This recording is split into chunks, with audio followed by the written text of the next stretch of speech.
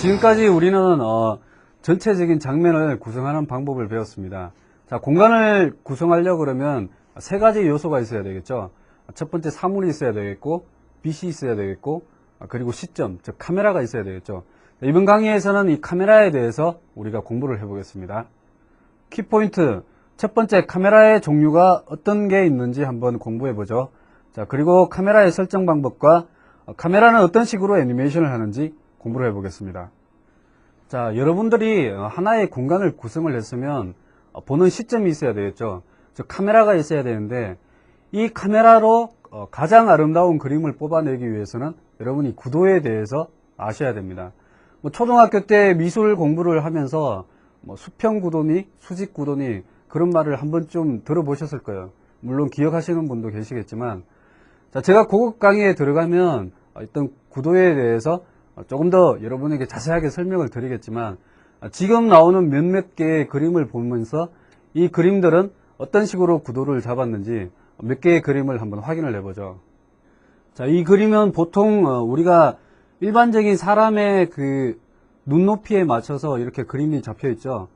그리고 이것은 일반적인 사람의 눈높이보다는 약간 더 높은 위치에서 잡았죠. 약간 부감 위치에서 잡았고요.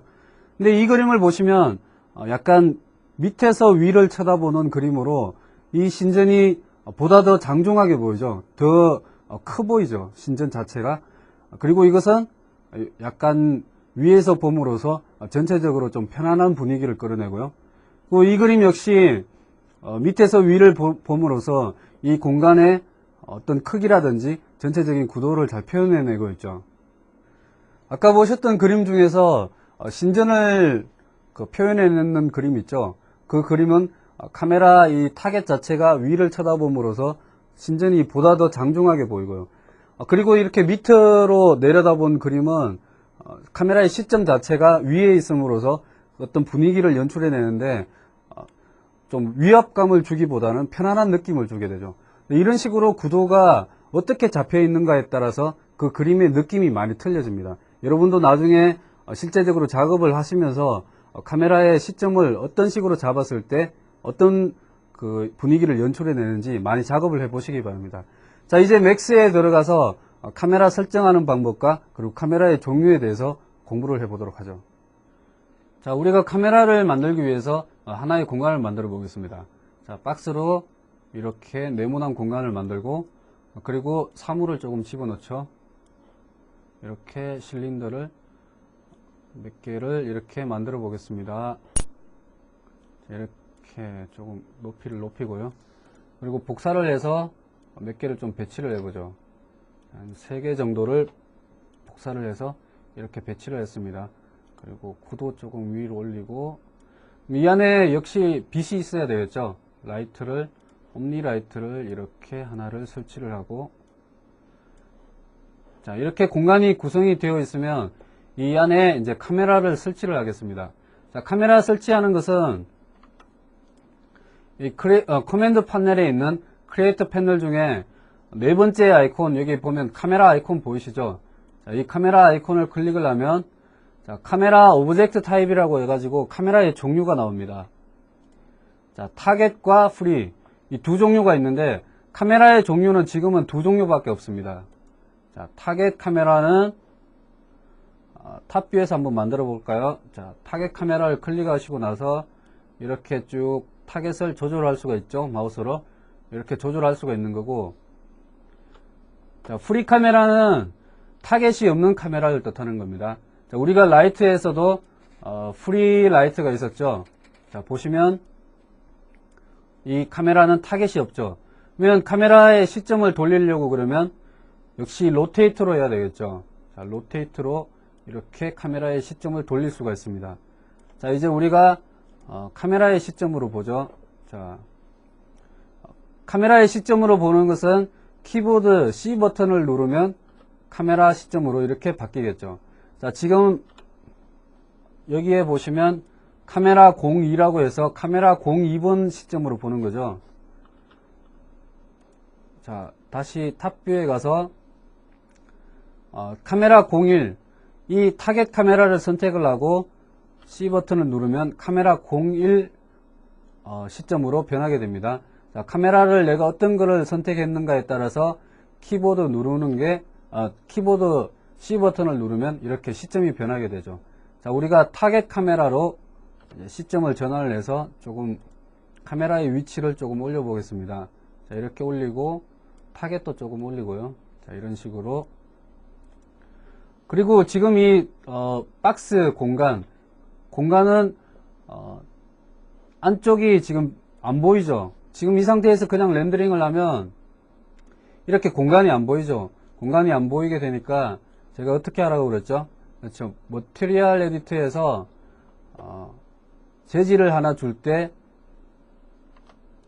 쉐이드 베이직 패러미터에 투 사이드 이 버튼을 체크를 해 주셔야 됩니다. 여기를 체크를 해 주시고 재질을 주면 이렇게 공간이 나타나겠죠. 자, 렌더링을 하면 자, 이런 식으로 공간이 나타나죠. 자, 이제는 이 카메라 앞에 어떤 한 오브젝트를 만들어 보죠. 자, 오브젝트를 이렇게 만들고, 자, 그러면 카메라를 완전히 가리게 되죠. 물론 이 오브젝트가 카메라 앞을, 자, 확대를 해서 보면 카메라 앞을 완전히 막고 있기 때문에 오브젝트를 카메라를 가리게 되니까 이 카메라가 제대로 보려고 그러면 이 오브젝트를 치워줘야 되겠죠. 아니면 이 오브젝트가 카메라 완전히 덮어버리든지. 그러니까 이 덮은 상태에서는 물론 오브젝트 안에 카메라가 있긴 있지만 이 오브젝트가 안쪽 면은 보이지 않기 때문에, 그러니까 안쪽 면에서 보면 이게 바깥이 다 보이죠. 그렇게 되니까 이렇게 우리가 볼 수 있는 건데, 보통 여러분 작업하실 때는 항상 이 오브젝트를 카메라 앞에서 치워 주시길 바랍니다.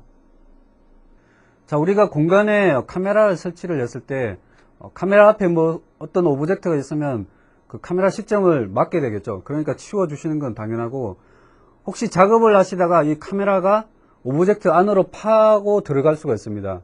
그럴 때는 보통 맥스에서 사물은 이 바깥쪽 면만 렌더링이 된다고 그랬죠. 그러니까 안쪽에서 봤을 때는 렌더링이 안 되니까 이 바깥이 보이기는 보이는데, 여러분들 작업을 하실 때는 항상 그렇게 주의를 하셔가지고 카메라가 오브젝트 안으로 파고들지 않도록 그 주의를 하시길 바랍니다.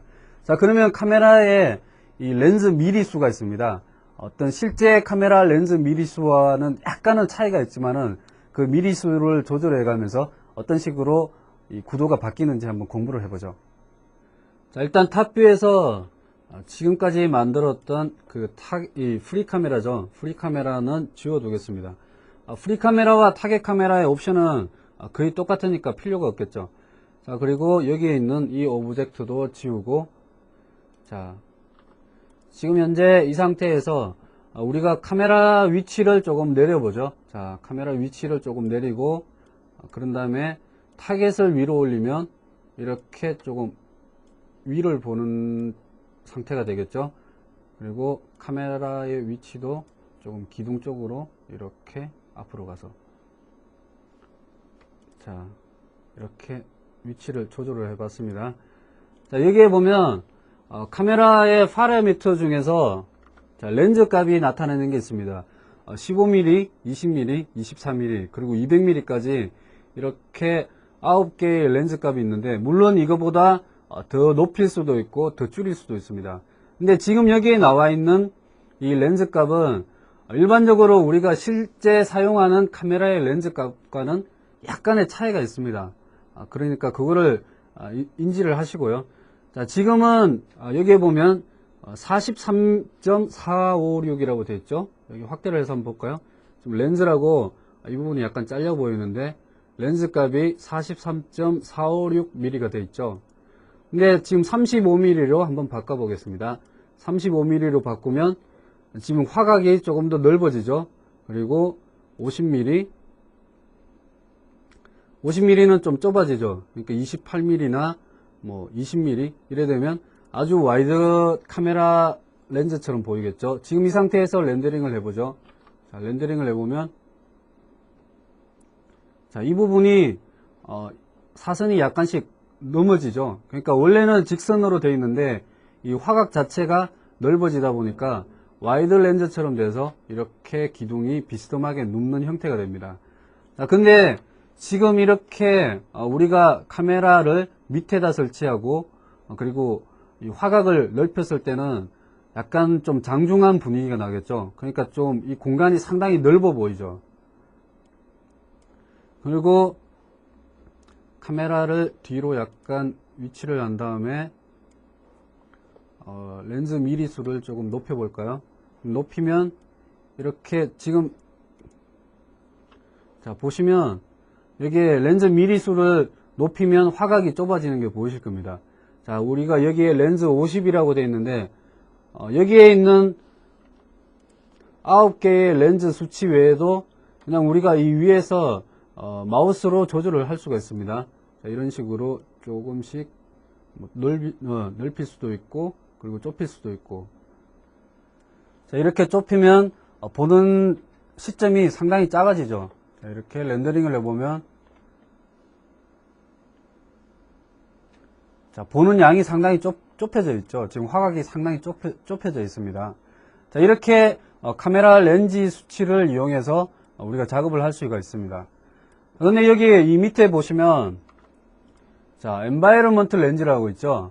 이 위에 뭐 타입은 타겟 카메라와 프리 카메라를 나타내는 것이고 이 엔바이러먼트 렌즈가 있는데 이 부분이 우리가 렌더링을 할 때 그 엔바이러먼트 그 창이 있었죠.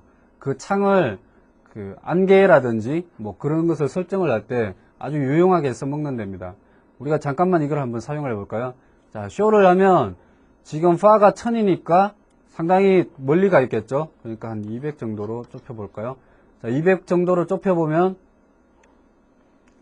지금 탑뷰에서 봤을 때 지금 잘 보이시지 않겠지만 제가 이 수치를 조금 올려볼까요? 자, 이렇게 늘어나는 게 보이죠? 자, 이게 엔바이러먼트 그 렌즈 값을 나타내는 겁니다. 그러니까 안개 등을 사용을 했을 때 여기서부터 안개가 점점 더 진해진다, 뭐 아니면 옅어진다, 그런 식으로 작업을 할 수가 있죠. 자, 우리가 한 요 정도 해서 카메라 위치를 조금 이렇게 조절을 해볼까요? 자, 조절을 해서 자, 화각도 조금 넓히고요. 자, 그런 다음에 자, 엔바이러먼트를 한번 적용을 해 보겠습니다. 자, 엔바이러먼트는 어디 있죠? 그렇죠. 렌더링 여기에 보면 엔바이러먼트라고 있죠. 이펙트 위에 엔바이러먼트가 있습니다. 자, 클릭을 하시고 자, atmosphere 여기에서 여기서 뭐 어떤 대기라든지 공기 등을 나타내는 거죠. 여기에서 add 하시면 여기 add atmospheric effect, 그래서 여기에 뭐 볼륨 포그도 있고 볼륨 라이터도 있고 포그가 있는데 이 포그를 선택을 한 다음에 오케이. 자, 지금 이 상태에서 렌더링을 한번 해보겠습니다. 자, 렌더링을 하면 그렇죠. 우리가 그 엔바이러먼트 렌즈가 있는 그 이후부터는 안개가 점점 더 짙어지죠.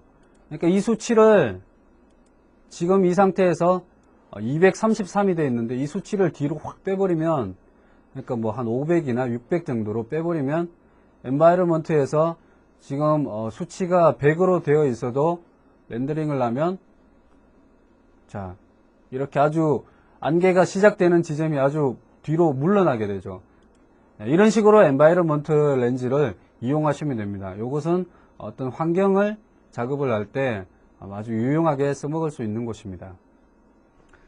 자, 지금까지 우리는 카메라에 설치하는 방법과 그리고 간단한 구도에 대해서 한번 알아봤습니다. 자, 계속 이어지는 강의에서는 카메라를 어떤 식으로 애니메이션 하는지 우리가 한번 공부해 보도록 하겠습니다. 자, 강의 계속 이어집니다.